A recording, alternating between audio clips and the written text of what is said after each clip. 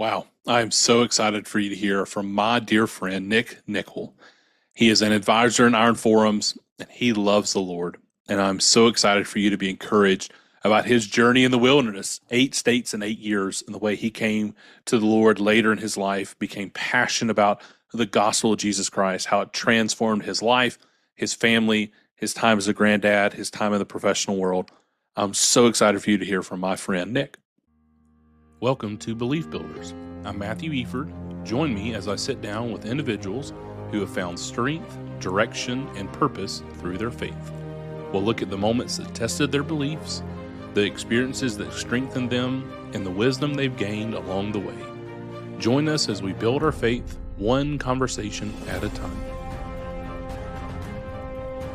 Welcome, everybody, to Belief Builders. I'm your host, Matthew Eford, and I'm so excited for me to have my dear friend, Nickell, with me here, and I'm so excited for you to hear from Nick. We have met through Iron Forums, and we play a lot of golf together, and my golf game has a long way to go to be up there with Nick, but one of the things I admire so much about Nick is his steadiness, and so I'm so excited. As an advisor in Iron Forums, the role is somebody who is later in their career that is looking to give back and invest in the next generation. And Nick, you do that so well. And so I'm so excited for you to share. So those who may not know you, tell us a little bit about your family. And the first question I have is how did you come to faith? All right. Hey, once again, thank you for inviting me. I really enjoyed our friendship. Wonderful time on the golf course. You've been an inspiration to me. So I appreciate that. And one thing to clear up, people get confused with my name. I'm not stuttering when I say Nickell. My given name is Charles Nickell, but from as early as I can remember, my parents called me Nick, and that just kind of stuck. I love that. So everybody just calls me Nick. At any rate, so my story. All right, well, I can remember I grew up in a Bible believing Christian home. Okay. Mom and dad were both Christians. In fact, my mother and father met in the Methodist church. My dad was the choir director. My mom was the organ and piano player. I love that. And she was playing the organ in the church when she was 12 years old. Wow. Okay. Yeah. So they met shortly after that. And when he was 24 and she was 17, they decided to secretly get married. Wow. They went to a justice of the peace, and they were married 2 years before their public wedding. And until the day her mother passed away in her 80s, my grandmother, my grandmother never knew that they had been secretly married for 2 years. Wow. Okay. And they remained, so 7 years apart, 17 and 24. And they remained married for 42 years until my dad passed away at 66. Wow. So at any rate, very strong upbringing, very Christian upbringing. But for some reason that only God knows, I never understood the gospel. Okay. Never understood the message. I thought I was a good person, thought I was a good Christian young man, said all the right things, went to MYF, Methodist Youth Fellowship, joined the church, all of that. But I never understood the gospel, that I am a sinner completely dead in my sin and incapable of saving myself, and I needed a savior. That just never came across my brain or my heart. Sure. So I continued that way. I grew up, younger years in Missouri and Arkansas, then my middle school, high school years in Texas. And I stayed in that frame of mind. Now I look at it as a kind of wandering spiritually. Sure. Outwardly, I'm sure I was a good little boy, but inwardly, I didn't realize what a sinner I was. So at any rate, graduated from high school, went on to 2 years of college in Texas at two different schools. And then I went 4 years at the Naval Academy in Maryland. And I was a member of the choir, went to chapel every week, still was clueless on the gospel. Wow. After graduation, Dana and I got married just weeks after graduation, and we started on a journey. I didn't wander for 40 years in the desert, but I wandered for 8 years in the spiritual desert and Wow. in a literal desert in Idaho. Yeah. In Idaho was Yeah. we lived in eight different states across the country in 8 years. Wow. So Wow.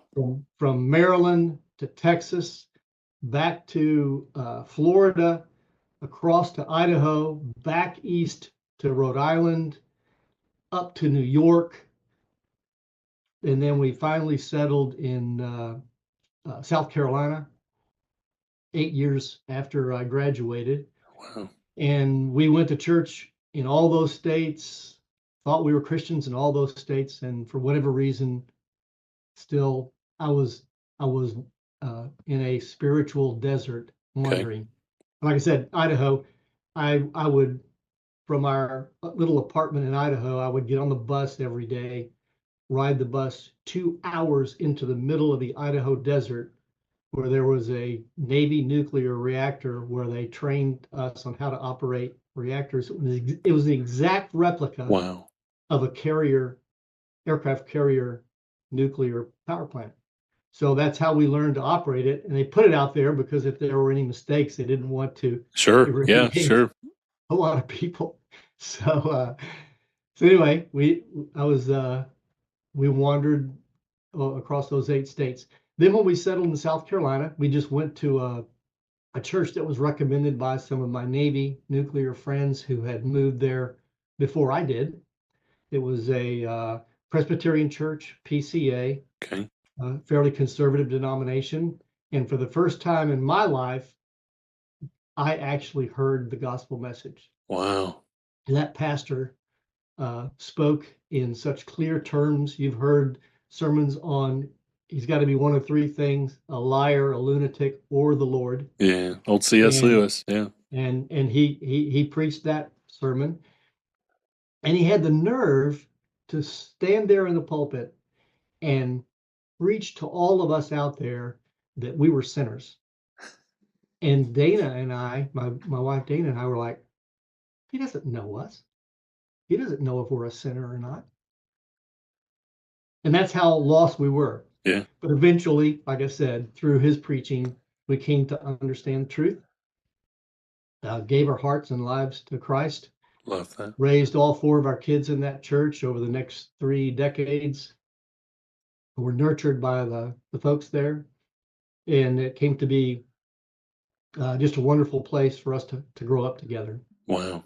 I love that. And I love the way, the Lord carried you through those 8 years in the desert, right? And all the things that you learned along the way. But then you get to this point, and that's what's so powerful about the gospel, right? Is it hits you where you are in that Mm. moment. And for the pastor to boldly proclaim, like, you are a sinner. And it's amazing to Yep. hear how many pastors and churches try to avoid that to make people comfortable, right? And this is not Yep. to throw shade at anybody specifically, but just the idea of, why would we keep the truth? A partial truth is more dangerous than a lie, right? It's just enough Yes, it truth is. to draw you in and make you feel okay, but it's not true. And it's very true that we're all sin, for all sin and fallen short of the glory of God. And the wages of sin is Exactly. death. Romans 3:23 and Romans 6:23, that we are called to that we are going to die in our death, in our sin. And I love that he came and he said, no, yeah, that's you. And the C.S. Lewis quote that he's either a liar, a lunatic, or the Lord, that is a fantastic perspective of anybody who's evaluating this thing in their faith, of, who do you say the Lord is? Who do you say Jesus is? Is he Lord?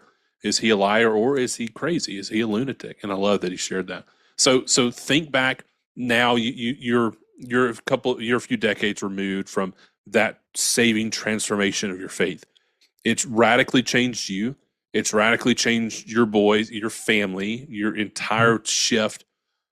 Talk us through that time.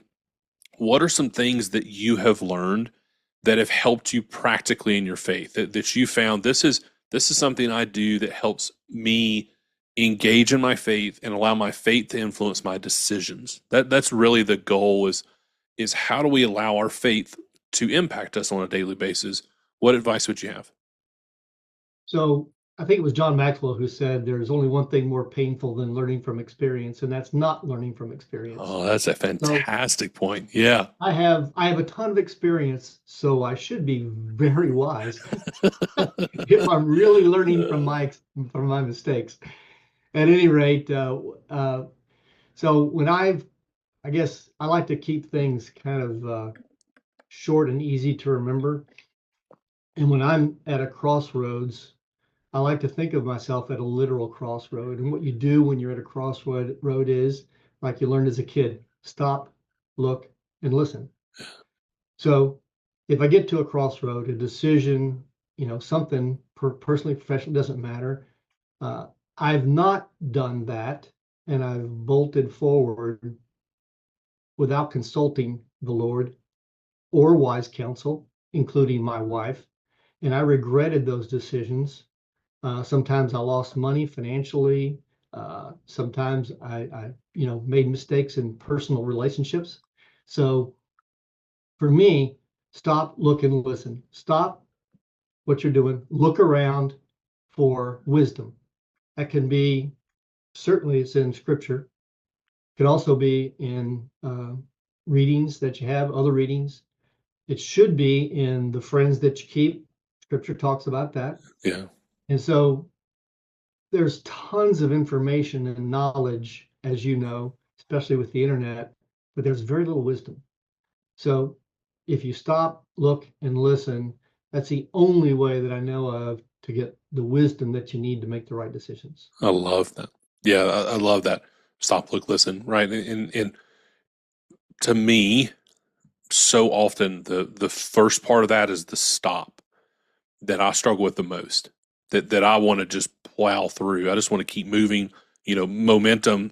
John Maxwell, you said John Maxwell is famous for quoting that momentum is the greatest gift for any business.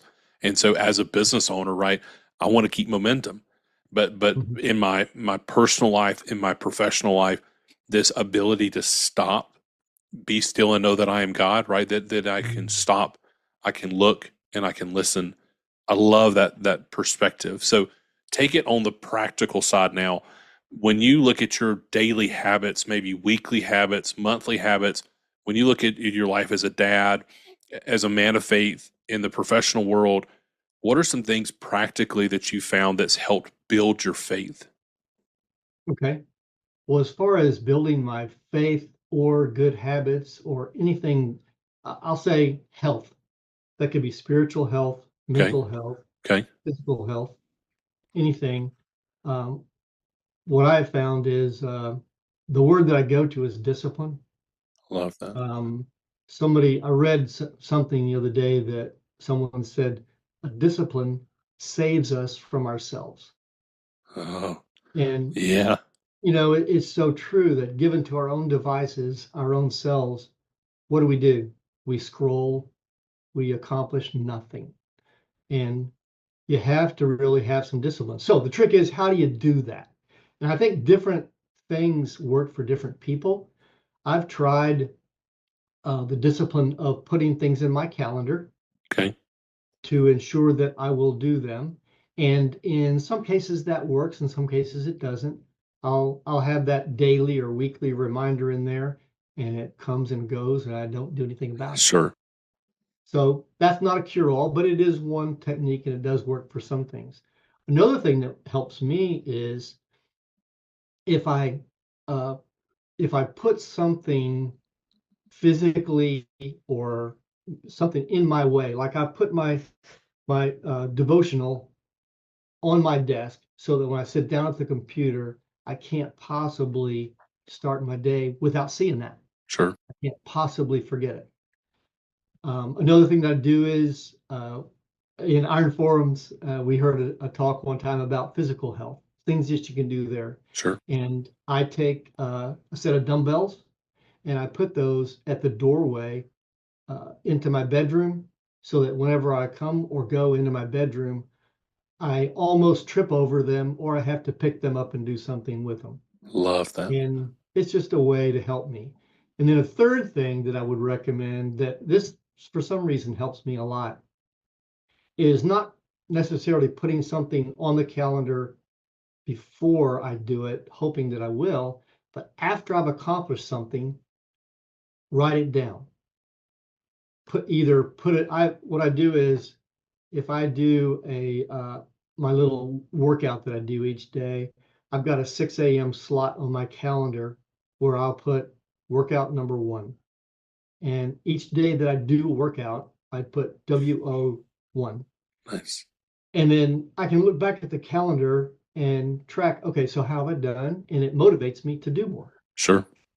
And then the other thing that I do for things that help give me discipline is I will have a list of, for example, books that I want to read in 2025. And then whenever I finish the book, it's a to-do list kind of thing. It's in my phone. Whenever I finish a book, I check it off. And then I can go back and look. So what books have I read in 25 and what's left on the list that I want to read? And that helps. It motivates me because it's, what is it? Somebody said, you can't possibly expect to accomplish something that you don't measure. Yeah. Businesses that measure their performance do better than ones who don't. Sure. So in a way, I'm measuring my progress toward spiritual health, physical health, mental health, whatever it is. I love So that. those are the disciplines that I use. Yeah, I love that perspective. And I think it's so practical in this idea of how do we engage with the intentionality of growth in these specific areas that I want to grow, but now I want to do something with that. Instead of just, I want to, I'm going to do something. I'm not going to sit on the sidelines. I'm not just going to sit here and expect it to happen. I'm going to continue to put forth effort and action to my words. That is wisdom. It's not just knowledge; it's the application of knowledge. And so you're taking and you're applying that, and I love that you're doing that. So when you look at, so we've mentioned iron forms several times on this podcast, and Mhm. and that's the way that you and I initially got connected. Um, when we look at iron forms, one of the key values of iron forms is community. It's getting men and women, specifically business owners, out of isolation, getting them into community, getting them surrounded. As iron sharpens iron, so as one man sharpen or one woman sharpen another. Super critical.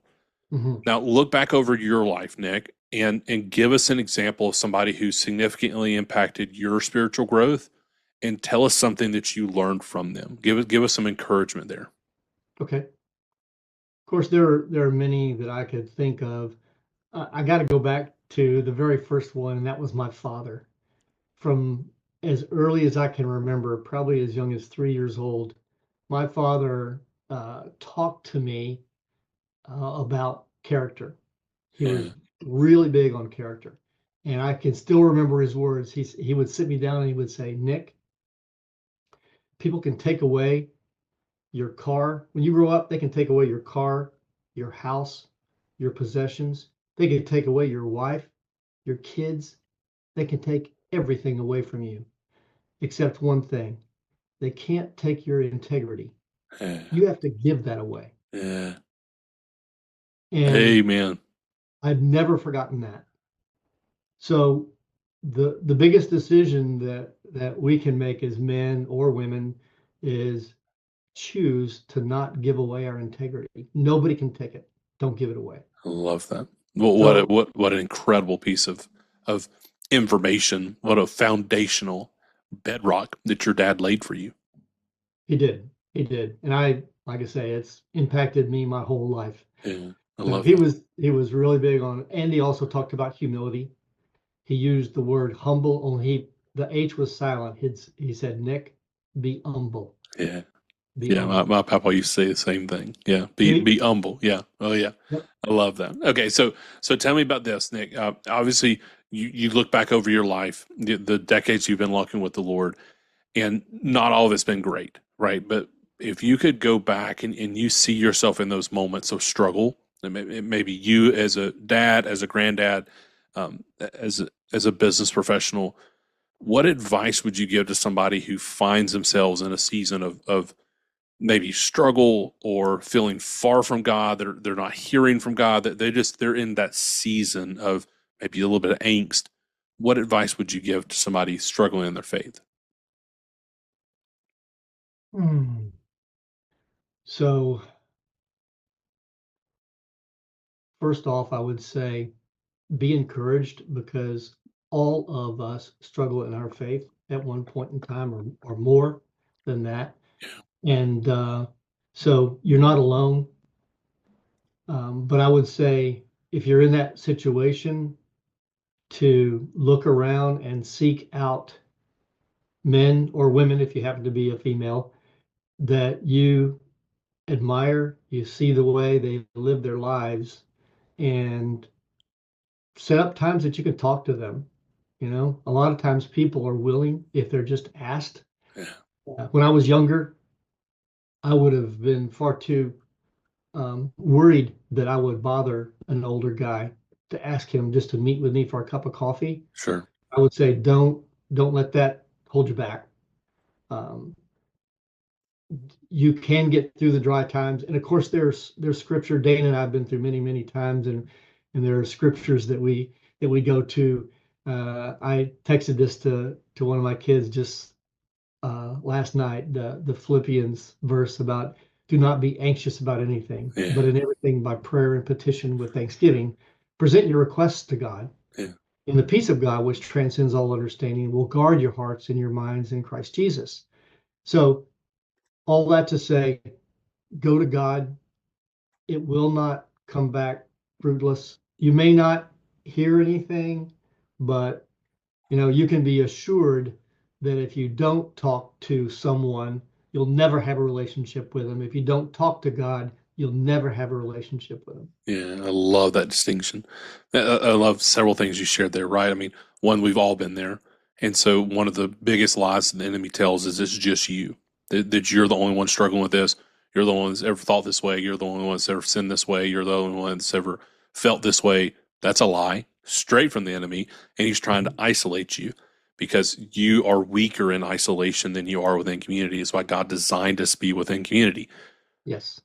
With that, you also talked about you're demonstrating to your kids. So I'm so glad that you do the power of saying God's word, praying God's word over you, and Mhm. being in relationship with Him, spending time in His Word, and taking the angst within your heart when it comes up, and instead of trying to be a macho man or Wonder Woman, you're taking that to the one who can actually control it, who can actually subside it, who can actually provide you a spirit of peace that surpasses all understanding, and you're Mhm. continuing to model that. And I love that you're doing that. So when you look at your life, when you look at encouraging your kids or deciding in your life, what advice would you have when you're seeking to discern God's call, right? We hear that a lot. We hear that a lot in transitions of time. Say it's a career move, say it's graduating high school, going to college, going into the career force, marrying somebody, having kids, grandkids, all these different kind of big transitions in life. Um, what advice would you have to somebody who's seeking to discern God's call on their life in whatever their next season is? What advice would you have? I guess it's similar to sort of what we discussed earlier about, uh, I talked about stop, look, and listen. That applies to nearly every facet of life, and it does take patience Yeah, because I'm not a patient person, so I want answers now, and so you don't necessarily want to. Uh, well, anytime you press forward without taking some time for reflection or seeking the counsel of others, the wisdom of many counselors. If you have a truly tough decision, you need to look around and see who is in your life that you would trust and respect to give you good counsel. And if you struggle with that of thinking up names of people, that's another red flag great point. because that means you're not surrounding yourself with the right people to help you walk this walk. Yeah, So hopefully, as you come across this and you think, all right, well, who can I talk to about this? Several names will come to your mind, and you'll be able to reach out to them and just get some counsel.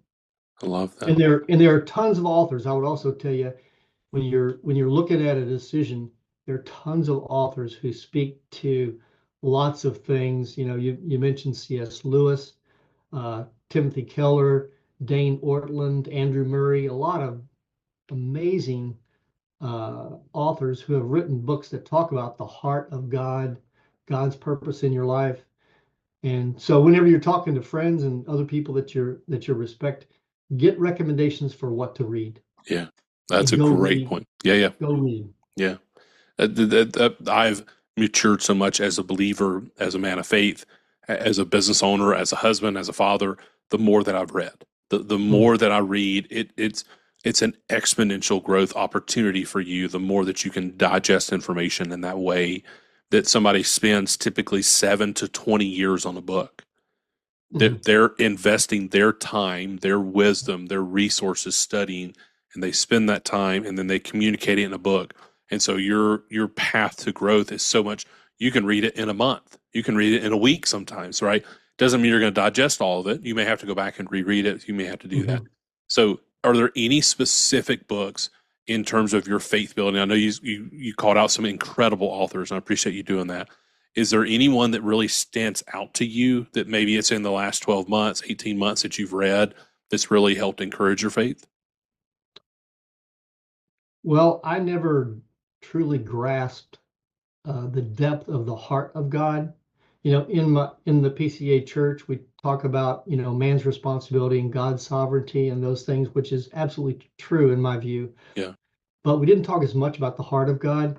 And Dane Ortland's book, Gentle and Lowly, Yeah. Oh, is yeah.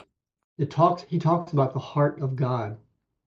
I would advise anybody who's just looking for to see how gentle and loving God is, read that book, Gentle and Lowly Gentle and lowly. Yeah. That's a great book. by Fantastic Dane resource. I Ortland. appreciate very much you calling that out. So when you're looking across your professional career, the people may not know you said it just kind of briefly earlier as a naval man. Thank you for your service. I don't say that lightly. I said that to you in person. I say that to you publicly as well. Thank you very much for your service. When you look at your time there, and then as you look at your career in the nuclear world, um, Mhm. this idea of sharing your faith, especially in the workplace, can be really challenging. And so, what advice would you have to somebody who's wrestling with that, that wants to be a man of faith or woman of faith, and especially wants to take their faith to work, that may be a little scared to do that if they're honest, and maybe hesitant? What advice would you have for them?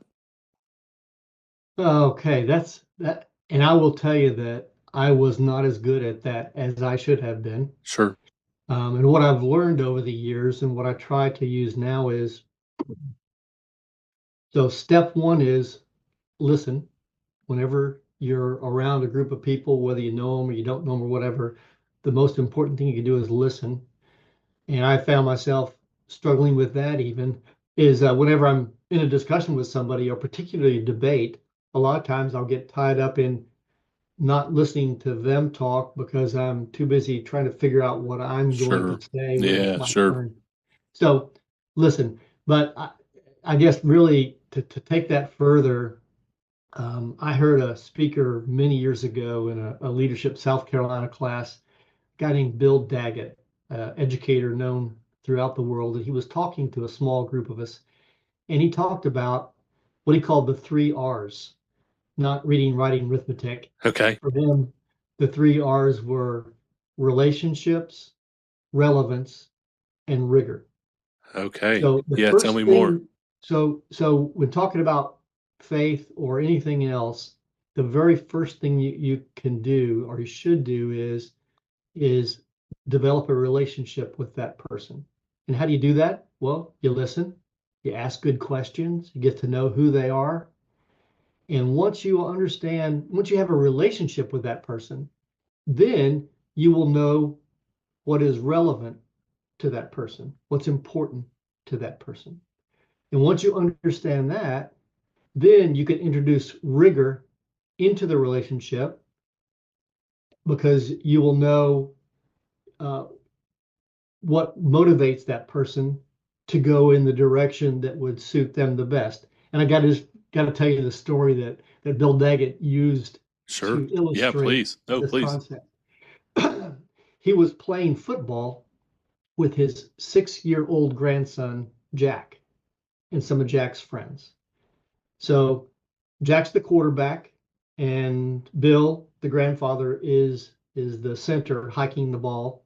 They're in the huddle, and Jack tells his little friend, we'll call him Jimmy, I don't know, tells his little friend, all right, you get up, line up on the left side, go down about 20 feet and cut 25 degrees left, and I'll hit you with a pass. Well, Bill Daggett's an educator. These kids are 6 years old, and the kid said 25 degrees. He's thinking, he doesn't know what he's talking about. So they go to the line of scrimmage, and Bill hikes the ball to his grandson, Jack.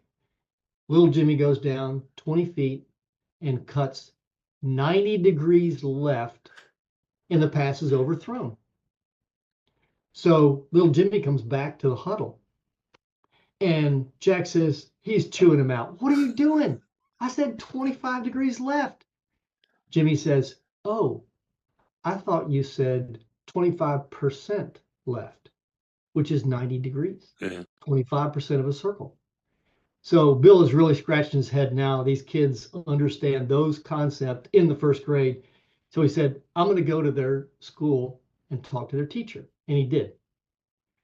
And he told the same story that I just told you. And the teacher said, oh, that's easy. These little boys love football. So I got the football coach into my class to talk to my class about the importance of learning math for Nice. football. Yeah, I love that. They soak it up. And I heard that story years ago, and it really stuck with me. So that teacher understood, she had a relationship with her kids. She understood what was relevant to her kids, Yeah. and she introduced rigor into their education. And that doesn't just work for education, it works for life. So I guess what I would tell you is the most important thing that you can do to connect with someone is really desire a relationship with them.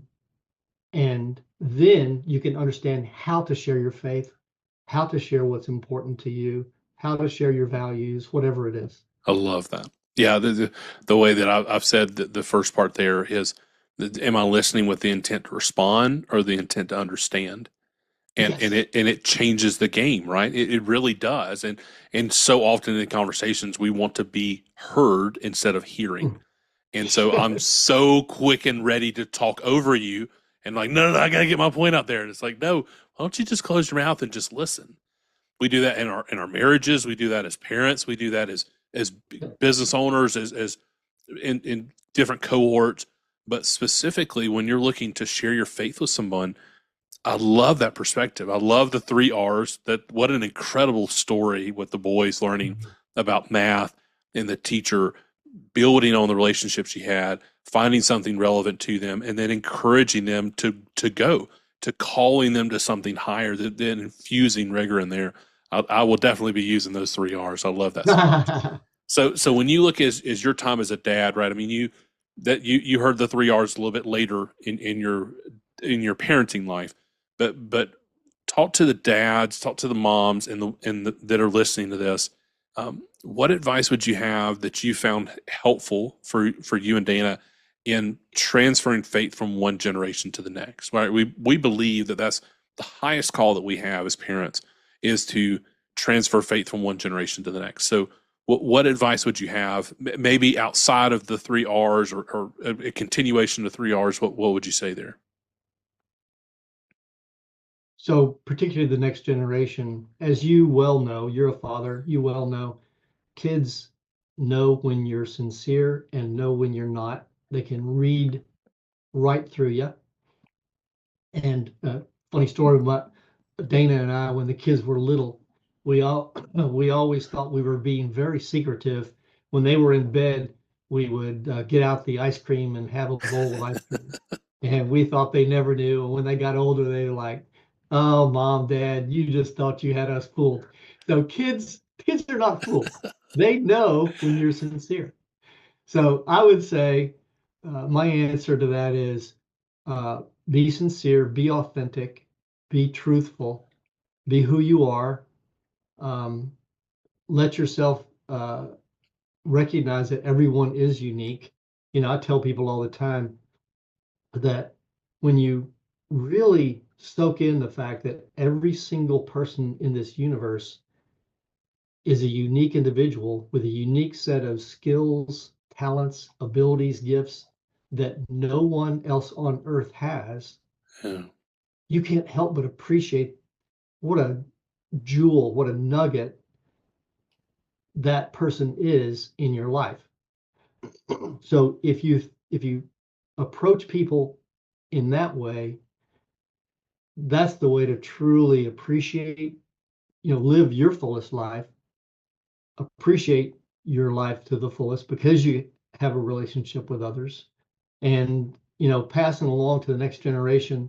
To me, it's all about relationships. If you want your kids to have a relationship with the Lord, then it starts with a relationship with you, and a right relationship, meaning it's filled with justice and mercy Yeah. and love.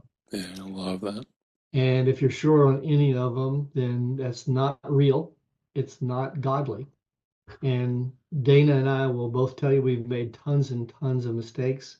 We're still learning, but those are kind of the general principles that we try to live by. I love that. But what an incredible perspective, right? That so often we kind of come to this just even in this conversation, right? As I have these conversations with men that I respect, there's the tendency to want the quick answer, right? The Mhm. secret sauce, the silver bullet. And what I continue to hear, which is exactly what you just shared, is this idea of no, just be there. Why don't you work to be present in their life? Why don't you work to have your faith present in your life and demonstrate that year over year over year over year? I love that. I Yep. love that reminder, and I love the perspective that you have there. So, Nick, I appreciate your time. I love you, brother. I appreciate you sharing your wisdom and your Same here. friendship. Let's close on this. If you look back 10 years ago and you could go back to younger Nick, what's a piece of advice that you would love to share with younger Nick? Okay. I would say spend more time with the people in my life. Okay. First, first with immediate family, then extended family, then brothers and sisters, and of course the uh, non-Christians. Um, I would say spend more time with people that you care about or that you may need to care about. Yeah. Because like most guys, I got busy in life and I was just too busy. I can't tell you the number of times that I look back and you hear about people on their deathbeds. I wish I would have done such and such, and I have those similar regrets.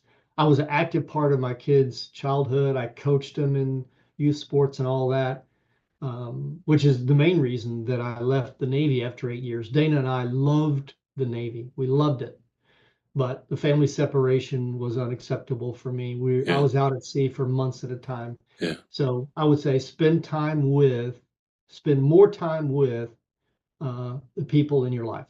Love that. Is there anything specific that you would look and that you would try to cut out, right? Because you're gonna take time from something and invest it more with family time and time with your loved ones.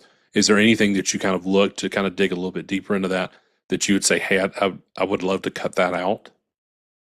I would say in today's world, for me and maybe for many others, today's world is devices Sure. are one of the things that you can easily get tied up in. And for that reason, I've put, the iPhone lets you put limits on how much you can Yeah. use each app. Yeah. So I've taken advantage of that. And it's a simple thing, but it's a reminder. It says, oops, you're at your 15 minutes. So uh, I I talk about discipline, but there are things that we can and should surround ourselves with that help us have better discipline. Yeah.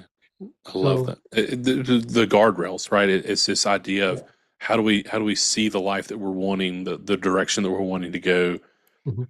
and let's put some guardrails around things that we know we're going to struggle with, I've done the same thing. That I love that Apple has offered that as an option to limit your time. That I don't even have to think about it, and I just know I have a very small bucket of time that I'm going to allow myself to invest, waste, whatever. I do a lot of stuff on work. I post some stuff about family. I post some stuff about the podcast. But man, if I'm honest, I will waste so much time just scrolling on different platforms. And so limiting myself on that, the freedom that comes on the other side of that is so powerful, right? And we hear that so often in this Christian life, the idea of limits, that it's not about the restraint, that there's actually freedom in them. Yes. And until you experience it, it sounds counterintuitive, but Right. it is very true. And And you don't have to give up anything that is important to you. You can give up the things that are meaningless that pull on your time. yeah, So yeah, yeah, I you're love right. that. Every no is a yes to something else, and Yes, it it's a is. yes to what is most important. Well, I love that. So Nick, real quick, can you share Yeah. about like your family recently? Y'all, your son's started a business. Can you give us a little bit of perspective about helping as a dad, helping your son in business entrepreneurship? All right. Well, I guess I'll tell you kind of how this got started. When my boys were young, let's say 12, 14, 16, that kind of age group, we started a family business and we called ourselves the Cutting Edge because we realized that in our neighborhood, most people didn't want to cut their grass, so they would hire my boys to cut their grass. And through word of mouth and church and all that, we got a lot of business, and the boys made a ton of money that they could apply to college and their first cars. And then so that kind of fueled an entrepreneur spirit. And all three of them now are entrepreneurs. They have their own businesses. One is a residential real estate agent and investor. Another one is a roofing company owner.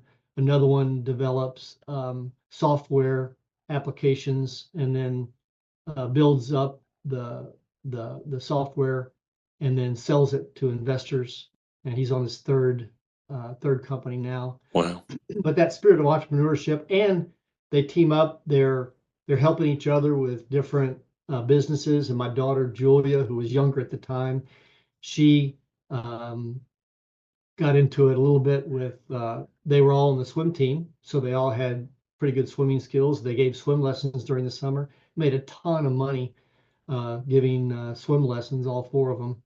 So that entrepreneur spirit, I think, whether you're an entrepreneur or not, I think to encourage your kids to go out and take a risk and do something that provides value to others, Yeah, and don't worry about how much they're compensated for it. Just give value to others, and then see if it takes. If it doesn't, then try something else. I love that, and I love the perspective of Christian business owners that the business in and of themselves are not Christian, but the people who work within them can be. And the impact that they have, I believe that business can change the world, right? That you can start from nothing and you can create something. And to steward that well as a believer, trying to grow and advance the mission of the gospel of Jesus Mhm. Christ to the ends of the world, and the opportunity that we have to use, I say my businesses are an avenue for ministry relationally and financially. And so that's the way I look at my business organizations. That's the way I look at this podcast. That's the way I look at everything Mhm. that I do when I speak, when I'm writing, all the things. And I love the way that you've modeled that for your boys and your daughter, that you said, okay, let's go create value. People will pay for value, and then let's do it in a way that honors the Lord. And I Mhm. love that you've modeled that. Amen. I love Amen. that. Well, Nick, brother, thank you again for your time. Thank you for sharing your wisdom. Um, if somebody's interested in getting connected to you personally, I normally don't do this. Please don't show your cell phone number because this goes out. We're in almost 18 countries now, which is unbelievable. Okay. So please don't share your cell phone number. But somebody hears your story and they say, "Hey, I'd love to get to know Nick more. I'd love to hear more about Iron Forums." How they get connected to you? I am on LinkedIn. If you just search for Charles Nickell in Buford, Georgia, Perfect. Buford. I'm on LinkedIn. I don't do much on Facebook. I'm on Instagram, but I don't post anything. So probably Sure. LinkedIn LinkedIn sounds great. Yeah, I'll make would sure be we put that in the show notes. That way people can know. yeah. Well, thank you, brother. Thank you again for sharing. Thank you for being part. I look forward to our next round of golf. I'm sure it'll be sometime soon. Same Thank here. you for serving in Iron Forums as an advisor. And thank you for the way you're investing in the next generation. My pleasure. I appreciate you, Matthew. Of course. Well, we'll talk soon, Nick. Thank you for being here. Thank you, everybody, for joining us on Belief Builders. We'll see you soon. We're so glad you could join us on this episode of Belief Builders. We hope today's discussion has strengthened your spirit and encouraged you in your own journey of faith. Be sure to follow along for more uplifting stories. If you haven't already, hit that subscribe button and share this podcast with friends and family. Let us know in the comments if there's someone whose faith journey you would love to hear. We're always eager to share more stories that inspire and uplift. Until next time, keep building a faith that guides your decisions.